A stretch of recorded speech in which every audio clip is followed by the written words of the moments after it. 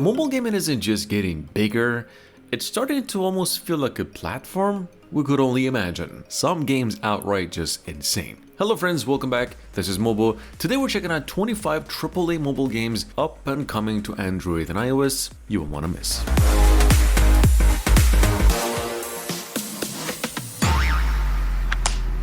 Then prove to me these are more than empty words.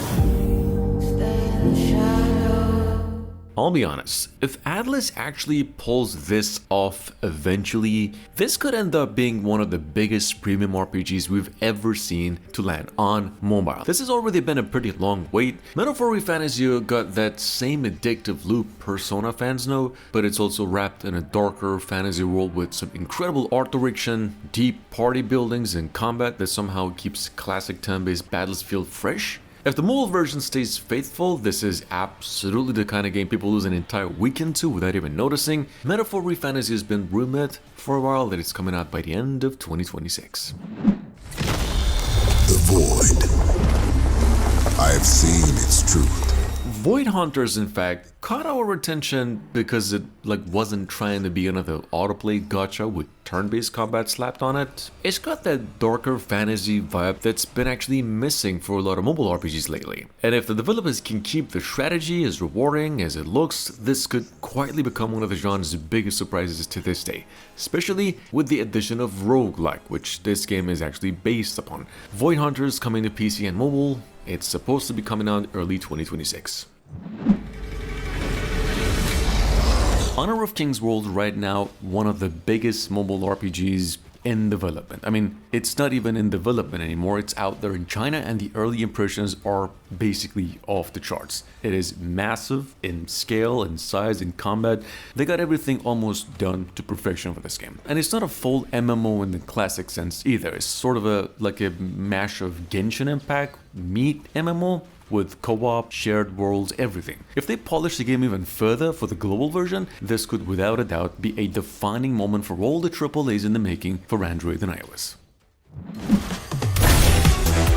Ratchet & Clank Ranger Rumble is now, it does have a release date of October 5, coming to Android and iOS. So for those of you who missed it, it's actually a multiplayer instead of the big story adventure fans have been asking for, but personally I'm not even holding that against it. I'd rather judge it when it's in front of you. Number one reason is that from what we've seen so far, it actually looks like they understand the personality of the franchise and everything around it. If they keep the progression fair and don't bury everything behind monetization, since the game already looks dope, it could easily become one of those games you install just to mess around and realizing you're still playing it half a day later. We'll see.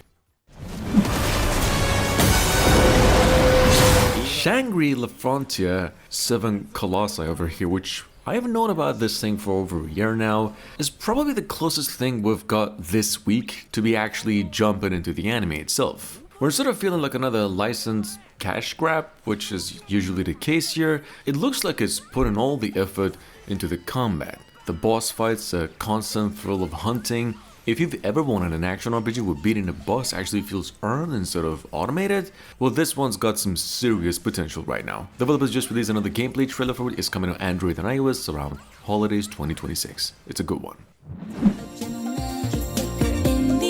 Going out to number 6, it is the one and only Anima. One of those games that looks impossible for mobile the first time you actually see it. The world is gorgeous, creature design is tons of personality. Instead of simply collecting companions, you can actually merge them to explore and fight in some completely different ways. It's got that sense of adventure that's been missing from a lot of recent MMORPGs, where discovering the world feels as important as leveling up as well. This September, we'll finally see if this ends up being one of 2026's biggest surprises. All actually hints towards that specifically right now.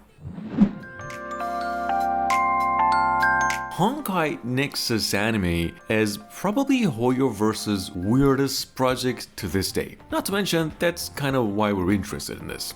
Instead of chasing another open world RPG, this thing is built around collecting, training, and battling alongside all kinds of creatures, almost like Hoyoverse decided to make its own monster collecting adventure. And knowing their track record, you cannot really expect a neat polish. We played the beta, it was awesome, it's got a pretty addictive loop, and also enough content to keep people busy for maybe months. I don't know. Definitely one of those games I'm keeping a very close eye on. It's supposed to be coming out by the end of 2026.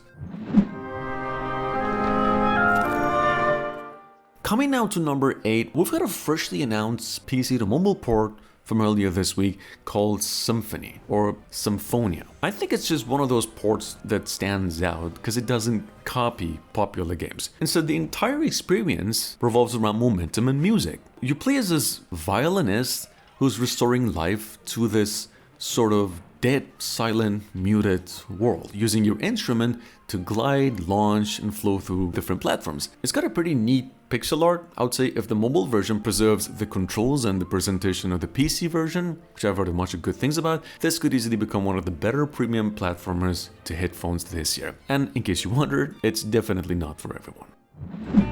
Memories go. Sea of Remnant is finally here. Well, I mean, at least if you're in China. The game is now officially live on Android and iOS, and to tell you the truth, it looks every bit as stylish as those early trailers actually promised. So, Sea of Remnants, for those of you who missed it, is a pirate RPG with a pretty amazing hand-drawn art style with some real naval combat stuff, turn-based fights on land, over 400 different companions to recruit, factions that actually shape the world around you.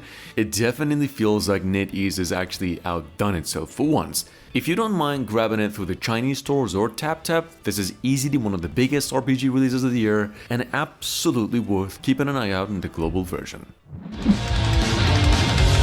Going down to number 10, we've got Warhammer Boltgun, which is now actually coming to Android and iOS, and is also a little bit retitled to Boltgun Boom. Simply put, this is in fact one of the finest old school boomer shooters ever made that honestly I think it fits the platform even better than expected.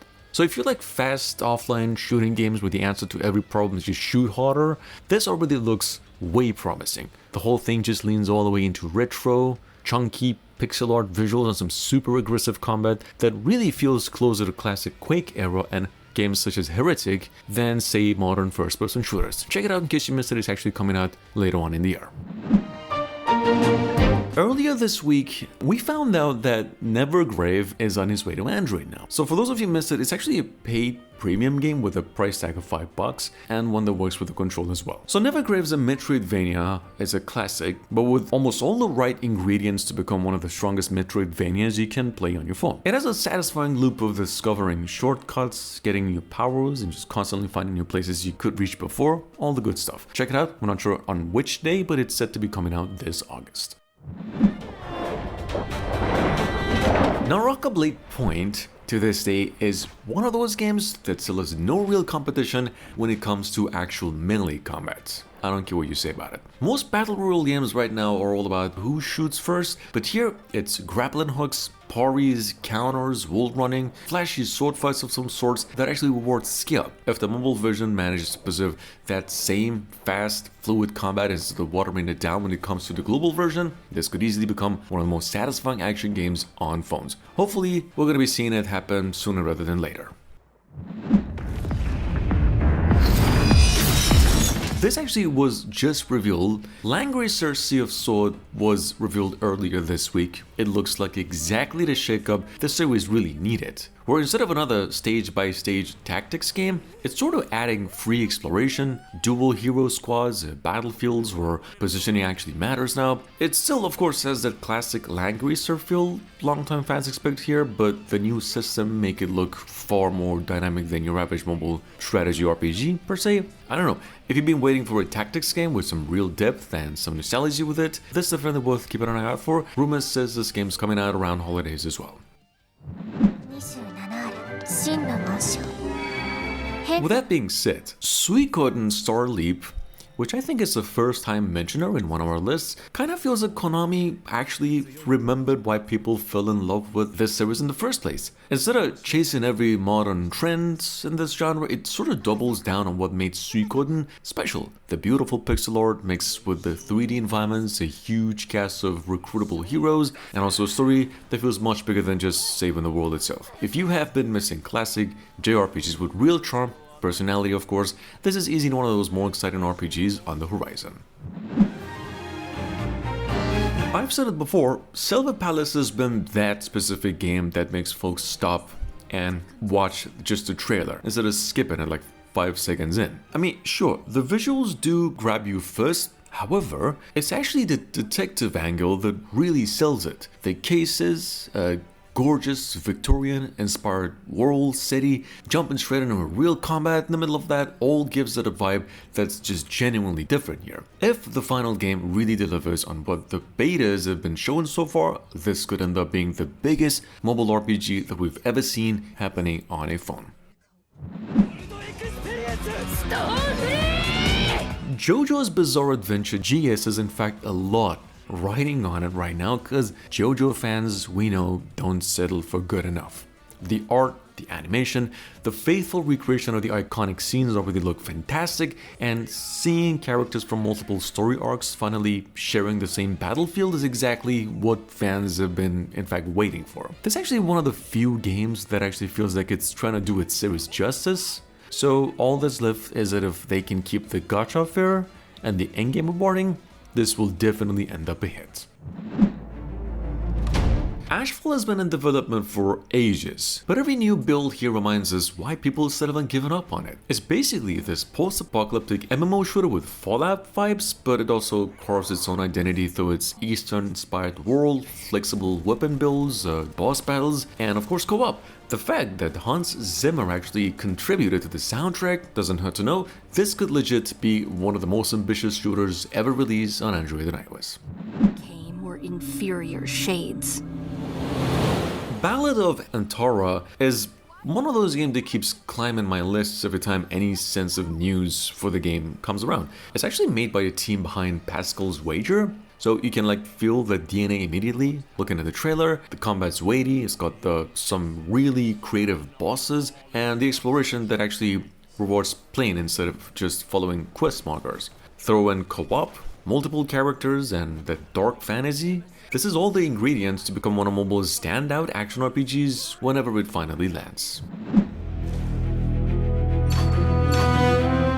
Abyssal Soul already has a lot of mobile players' attention because Chili Room, the publishers, usually know how to make games that are easy to get into but surprisingly difficult to put down, basically. And this time, they're going in with a roguelike deck builder. And so from everything we've seen and played so far, it is definitely legitimate. The dark fantasy gives it a much moodier feel than most mobile card games, and the hand-drawn visuals have a ton of personality without even trying. If Chili Room sticks a landing globally, Abyssal Soul could end up being one of the standout card roguelikes in 2026, without a doubt. DCKO here is this brand new free-to-play DC fighting game, which is actually coming to mobile, and to be kind of honest, I personally, lots of folks were hoping this reveal would have been Injustice 3. Still, however, it's packing this pretty solid roster of just DC heroes and villains with tag team battles and stuff, and if the gameplay ends up feeling good on mobile, it could actually carve out its own audience, of course. It's not the sequel everyone's been waiting for, but for DC fans, it's at least something to keep in mind until NetherRealms finally make Injustice 3 happen. I don't know, moving on. Want to rule Mirage City and own endless wealth? Sitting in at number 21, we've got Gangsta Mirage District. It is mobile Grand Theft Auto, no shame admitting to it. You've got the full sandbox package, a big city, bunch of cars, heists, shootouts, and a whole empire to get busy making. And it doesn't even stop there. You're buying businesses, stacking money and cars, buying mansions, flexing everything you've got. It's just a whole package. You know, got PvP, races, character customization. It kind of gives you things to work towards, and it could easily become one of the greatest mobile games of 2026. Check it out, it's finally coming out fully next month.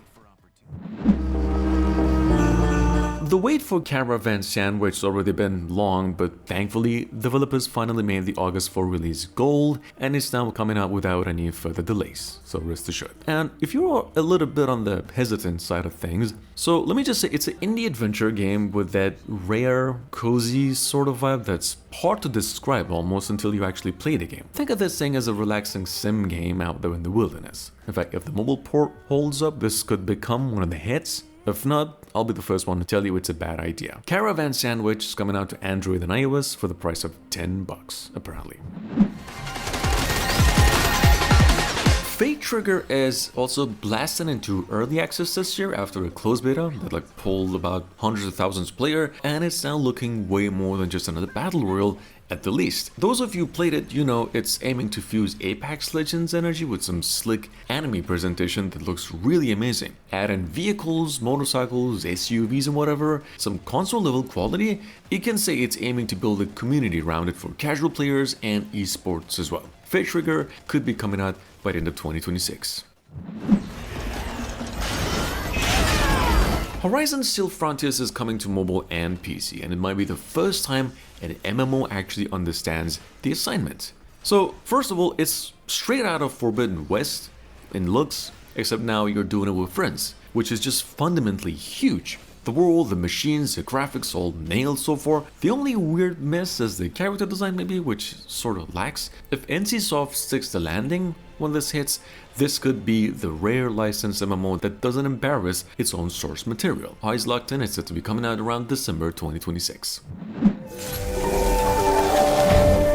On another hand, of course, this took a while to resurface after Sony's allegations against its similarities with Horizon, which we just mentioned. But however, Light of Motiram is coming back, still aiming mobiles, and it's definitely more than mobile Horizon people keep calling it. It's leaning sort of heavily into survival, building your own base, taming, and aside of that, exploring a huge open world with friends. It definitely wears its inspiration on its sleeve, but there's also enough systems to make it different. Check it out, this is also rumored to be coming out by the end of 2026. And number 26, of course, most of you know already, The Hidden Ones has been on mobile players' wish lists for what feels like almost forever. Every time it shows up, the combat looks even more ridiculous, cleaner, faster, weightier than last time, and it's just way more skill-based than the average mobile action RPG. So, you know where all the hype's actually coming from. It feels almost closer to a proper action game than just a fighting game. If the final release really delivers on what we've seen so far, just the trailers, this could end up being the #1 game of 2026 if we're talking action. I'm not really sure if we've actually mentioned it before, but Broken Ranks has finally made the jump, and it's one of the more underrated classic MMOs on Android with full crossplay support and the same combat that made the PC version really stand out. So look, the beta version, which is out, by the way, not globally, is not a watered down mobile port. It's the full game, complete with quests, bosses, progression. It's still rolling out in stages after its initial Android early access, but if you're craving an old school MMO that actually plays differently, maybe keep it on your radar. And last but not least, Gothic Classic is officially heading to mobile for the first time, bringing the 20-year-old franchise to Android and iOS next month. Now for those of you who know, Gothic was actually originally released in 2003. The game became a cult favorite because of the open world setting, the hard progression and a deep story within this prison colony. Pretty dark. This release now focuses on preserving the original and just basically adapting it for mobile, maybe a pretty good touchscreen as well. I'm not really sure, but it's said to be a paid game. Anyway guys, thanks for watching. I really hope you enjoyed. I'll see you again tomorrow. Ciao.